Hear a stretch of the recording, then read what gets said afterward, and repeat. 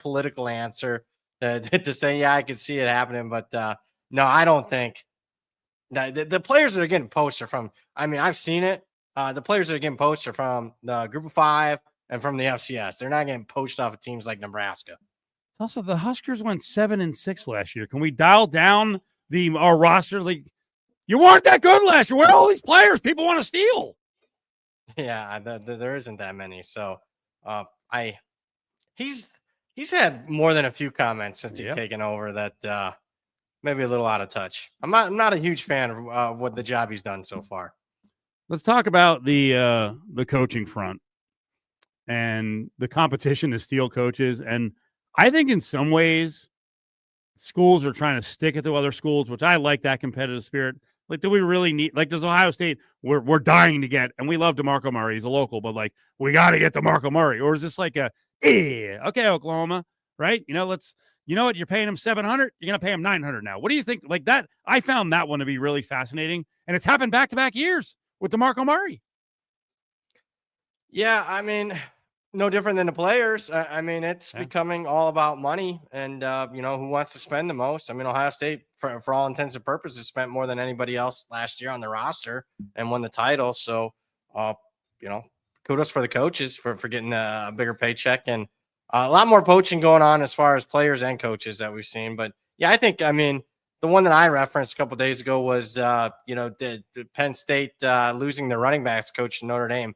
There might have been a little bit to that because, there was it's in the weeds, but it's a famous press conference, infamous on the Penn State side where, James Franklin tried to like little bro Marcus Freeman and didn't go over well. And that was even The Athletic even wrote an article about it. Like the players said that whatever happened in that press conference, it certainly motivated Marcus Freeman, that they hadn't seen that side of him before. Yep. How are schools getting away with this, the whole poaching for NIL? Because, I mean, they shouldn't be able to talk to these kids and offer them more money to enter the transfer portal.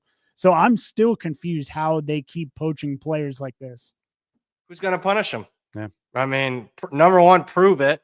Number two, if you can prove it, okay, it goes to what? The NCAA and they drag their feet for 3 years. I mean, it's basically the wild, wild west. There are no rules right now.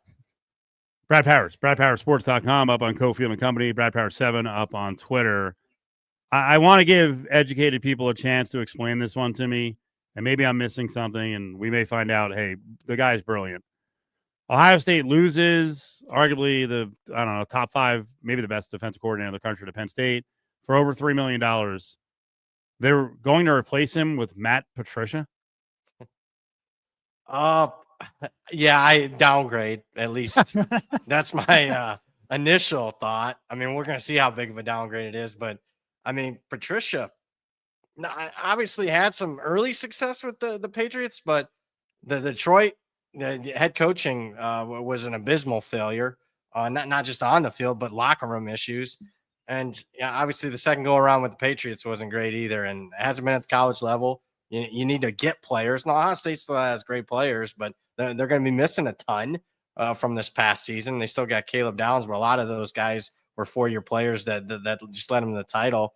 I downgrade. I got to see through spring practice, through some press conferences and whatnot. But yeah, it's a questionable hire. I think Ohio State could have went out and gotten a guy in the college ranks, pretty much whoever they wanted for the most part. To your knowledge, a guy like Knowles, who's he's way up there, right, and is making $3.1 million a year. A guy like Patricia, NFL guy, going to college. Do they have normal recruiting duties that all the other coaches have? Like, I would think the DC would want to have some final say about offers and who they take, and that's the other thing I question. We can get into the whole Belichick angle as a head coach, but I wonder, like, guys who are coming from the pros, like, did Chip Kelly do any recruiting? Did he do some? Like, he's got to kind of have an interest in the players he's going to coach, no? Yeah, I mean, I mean, there's some that are more what we call dogs on the recruiting trail than others. Okay. There's certainly responsibilities. You can't right totally not look at it. I mean, there's more X's and O guys than recruiting guys, certainly in college football. But I it's a hell of an adjustment, especially in today's day and age where you got to constantly be on these kids, or you're going to lose them for financial reasons. And I will say this: I mean, if you're paying more than anybody else, you don't necessarily have to recruit the hardest. If you're just, it's all about money. So there's that in Patricia's favor. So, like, you can see me right now in the video, right? Imagine if I had a big beard and then I had food all over my sweatshirt and a pencil, and I have a pencil, and then we're not going to go that far. I just wonder. I think that guy can clean up a little bit. I saw him wearing a Kangol hat one time, and it was kind of like a little suit. He looked like a paper boy. But I just want, like, I'm sorry, I'm just going to keep going on about Matt Patricia. He really annoyed me that he took a Lions program that was pretty decent under Caldwell. It turned into crap. I think he lost most of his equity. And then I remember one moment where he yelled at a media guy for slouching at a press conference. And I'm like, you look like an unmade bed. Yeah. You're disciplining on other people and how they look.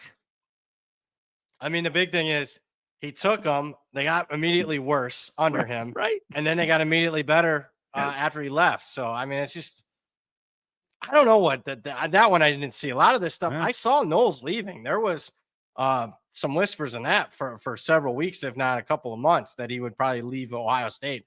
Patricia to the Buckeyes. You could have told me that, and I would have bet the no minus 1,000. We, Danny, let's get to the grades and what the handicapping world is talking about. Some of the new head coaches. You deliver this. We can skip my stories. So CBS came out with their rankings of all of the new NFL coaching hires. There are now 7, with Kellen Moore officially going to the Saints.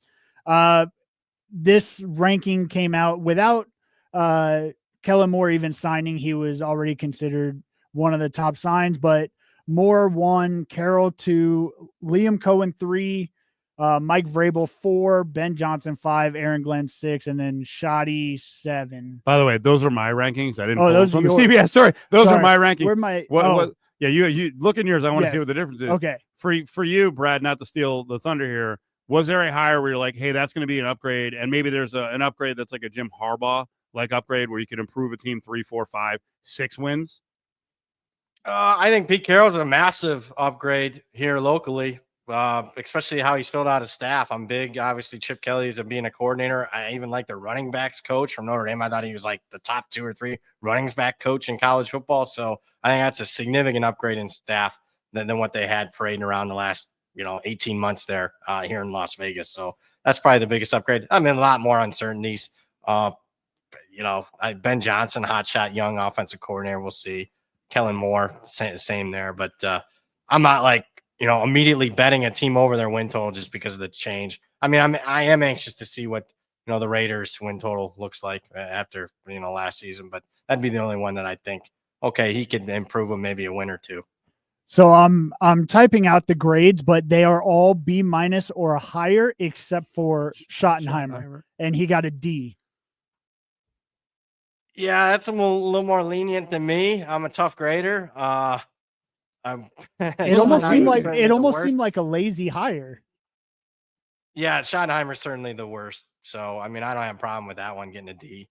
But I mean, it's similar to the draft grades. I mean, I guess. I'm not big into that. The more the talk radio. I mean, it all depends on how it gets priced in the market. So I mean, I'll look at consensus grades to see, draft grades, because sometimes people overvalue a team because, they had a great draft or they had a bad draft. And sometimes teams get docked a little bit on the win total. Juiced. I'm not saying that their win total moves a half win or a win, but sometimes the under gets juiced if they have a bad draft, or the over vice versa. That is what I'm looking to hopefully take advantage of, because there's sometimes false narratives out there. Brad Powers 7. Brad Powers with us. Brad up on Twitter. Brad Powers 7. Okay, so let's go back to the Super Bowl for a second, because we didn't get to talk to you last week. I apologize for that. We were on Media Row and we got a little jammed up. In the end, how many props did you actually play for the game? I didn't play that many. About a dozen. It was profitable. It wasn't overwhelming profits, but I wasn't overly involved, believe it or not. I don't believe. Yeah, I'm getting it secondhand. It's not like, I'm generating it in my own. I'm not a big fantasy guy. So I'm not, I have, Jalen Hurts, projected at 37.5 rush yards and I'm going to go under 40.5 type of thing. I'm not that guy when it comes to player props. So I kind of handicap the game myself, look at some things that I think are a little bit mispriced and fire away at 12. That's kind of been my philosophy the last few years. Last 30 seconds. We, the public, got slaughtered by the Nevada books. We lost to the tune of, or they won 15% basically. Why did that happen? Like, are we just getting dumber? Are we playing more parlays? Why are the books crushing us? Yeah, it's a really good question. Getting dumber, more parlays, because on the surface it shouldn't have been record profits. You had a defensive score. Yep. The game went over the total. Hurts at anytime touchdown. There was successful 2-point conversion attempts. It's not like it was a dead net under. So we're getting dumber. Well, you're not. I get the feeling they're taking less and less of the sharp money now. So that, if you don't take big chances, right, and you just go volume, you're probably going to kill it. Yep. All right, Brad. We appreciate it, buddy. We'll talk to you soon. Thank you. Thanks for having me, guys. Take care. We stink. See you later. We stink. We are all terrible bettors. I don't know if you won, Speak but for yourself. 15%. This is JT for Grimaldi's, New York-style coal-fired brick oven pizza that you crave. 4 locations here in the Valley, Summerlin in Boca Park.